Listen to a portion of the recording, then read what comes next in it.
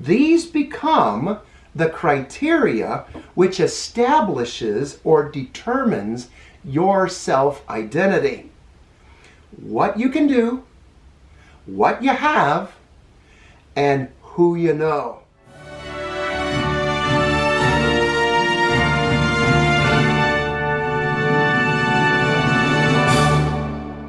Welcome to Life as God Intended. I'm Don Brzezinski, and I'm delighted that you've decided to tune in today as we continue our second broadcast in a 6-part series on the subject of your identity in Christ. In last week's broadcast, if you remember, I closed the broadcast with a question. How do you identify yourself? And if you didn't watch it, you may want to start with that one before continuing with this broadcast. If we are to experience life as God intended, we must understand our identity. And as I mentioned in this broadcast today, we're going to consider an all-important question. How was your identity formed? There are so many different answers that are available today on that particular subject. Notice that from your earliest childhood memories, you began to develop an awareness of your individuality as a person. You began the process of developing your self-identity, who you were in reference to your environment and the people in your life.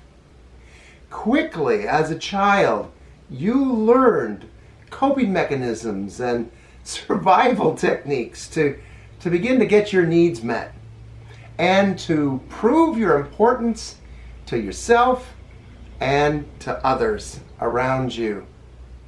Psychologists inform us that a child's personality development begins at 2 years old. Imagine that.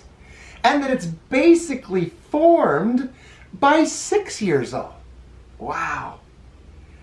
The preschool years are associated with major developments in your children's socialization.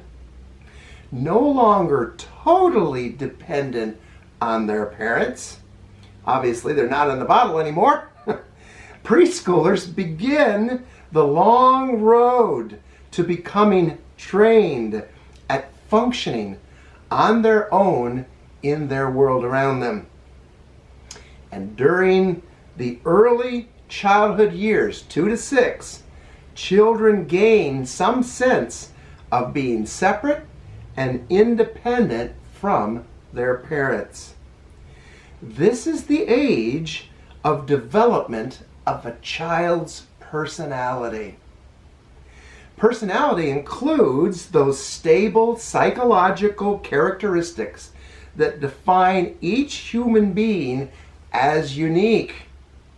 Both children and adults have personality traits which are basically long-term characteristics such as temperament, along with what are called states or moods, changeable characteristics such as moodiness. Now, while a variety of explanations are possible, most experts agree that whatever the causes, an individual's personality is solidly established by the end of early childhood. Again, that's just amazing when you stop and think about that. In the final analysis, no perspective alone can adequately explain the complex process of personality development. A combination of psychosocial and parental and biological influences likely are responsible for the ultimate determination of human traits and moods. To simplify this for us, there are 3 basic factors that have contributed to the establishment of a child's personality and early understanding of who they are. The first begins with what you can do, your personal abilities and talents, and those all vary between individuals, don't they? Secondly, in fact, the first kind of leads to the second, is what you have, the things you're able to acquire or own. And third, or finally, who you know, the associations you have made. These become the criteria which establishes or determines your self-identity. What you can do, what you have, and who you know. Well, it's easy to see how you developed a flawed sense of identity based on these criteria. These criteria are all about you and your perceptions.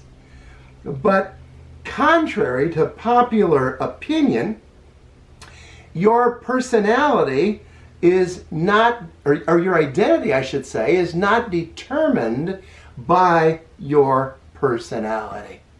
Wow. And yet I think the vast majority of us, that's exactly what we thought. Thankfully, the truth about your identity is not formed based upon your abilities or your materialistic possessions or your personal associations or your perceptions of yourself or life in general. Thank God. Thank God your identity doesn't focus on you as the source of who you are. Ponder that for a moment. Despite the humanistic, psychological, sociological promotion of yourself being the center of the universe, psychological and sociological beliefs promote a false narrative about your identity that primarily focuses on you, to the exclusion of God as the designer. Developing a healthy identity is not about loving yourself and accepting yourself and thinking well about yourself. No, it's not all about you. And yet that's so much of what we hear today. The deepest part of your identity, you don't want to miss this, is at a spirit realm. It's the realm of the spirit.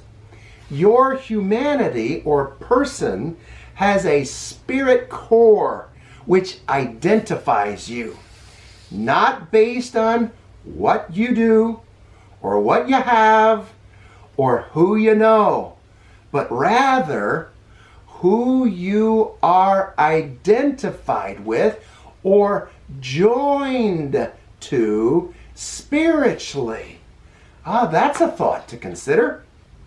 So your identity has to do with who you are spiritually, not the development of your personality, what has been referred to as self-identity. Identity has to do with who you are at your core, your human spirit. Your humanity consists of spirit, soul, and body. And your spiritual union determines your identity.